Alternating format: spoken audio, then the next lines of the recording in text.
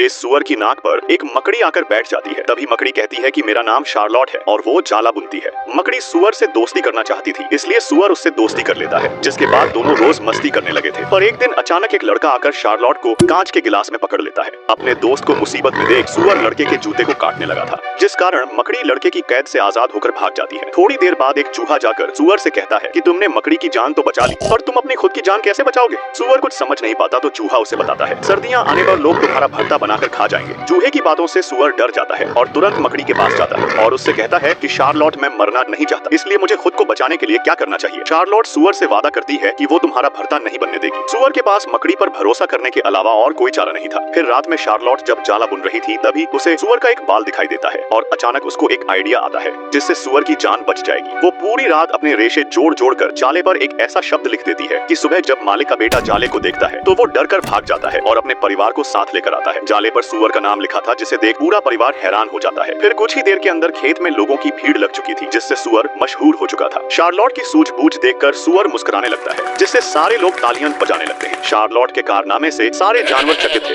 फिर समय के साथ जल्द ही लोग सुअर को भूल जाते हैं, जिससे सुअर को लगा कि वो बच गया। लेकिन कुछ दिनों बाद उसे पता चला कि मालिक उसे खाना चाहता है। ये जानकर सुअर तुरंत बेहोश हो गया था। फिर खेत के जानवर सुअर की मदद करने के लिए आते हैं और शार्लॉट मकड़ी को सुझाव देते हैं कि वो फिर से जाले पर कुछ लिखे, लेकिन इस बार तुम्हें कुछ ऐसा शब्द लिखना होगा जिसे देख पूरा शहर चौंक जाए। तभी चूहा एक अखबार लाता है, जिसे पढ़कर शार्लॉट अपने जाले में एक मुश्किल शब्द लिखती है, जिसे देख वो लड़का पहले जैसे ही डर कर भागता है और सभी को वहाँ पर बुला लेता है। जाले की खबर सुनकर पूरा शहर उसे देखने वहाँ पर पहुँच गया था। फिर सुअर बैकफ्लिप मारकर सबको खुश कर देता है। आखिरकार मकड़ी ने अपने दिमाग से अपने दो सुअर को बचा लिया था।